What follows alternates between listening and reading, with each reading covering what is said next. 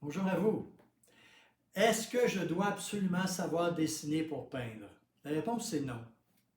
C'est sûr que si j'ai un dessin, je peux faire de la peinture réaliste, évidemment, tu sais, la perfection, etc. Maintenant, si je peins, je peux, par exemple, j'étais artiste invité dans une ville et le maire était sur place pour faire un tableau, puis il disait, je ne sais pas dessiner. Alors, il voulait faire la montagne de sa région, les sapinages, etc., un lac et tout.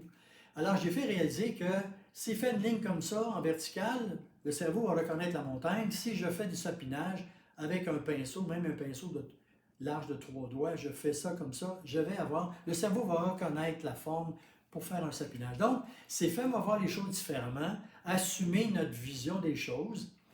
Et le style va être différent que du réalisme, l'hyperréalisme, évidemment, mais ça sera votre interprétation de la réalité.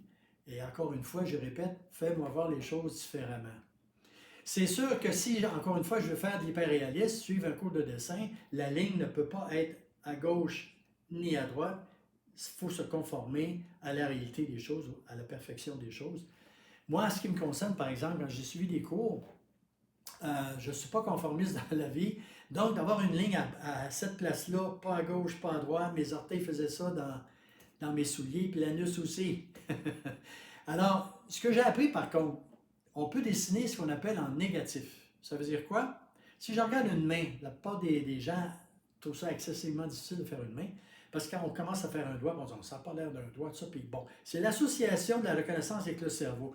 Ce que j'ai appris, c'est qu'on peut peindre en négatif. Le négatif, c'est peindre l'espace entre les doigts.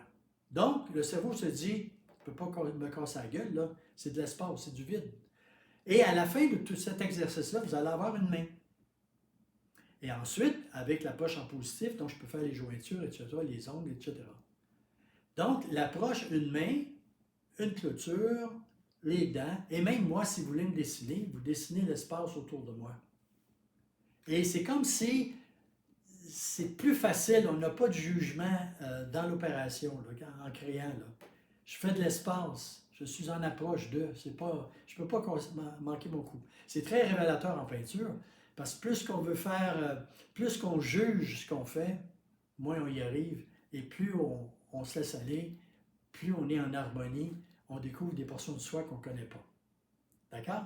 Alors, si ça vous intéresse, allez voir par le lien qui est en bas de cette vidéo. Arsenault, artiste peintre professionnel. À la prochaine, au revoir.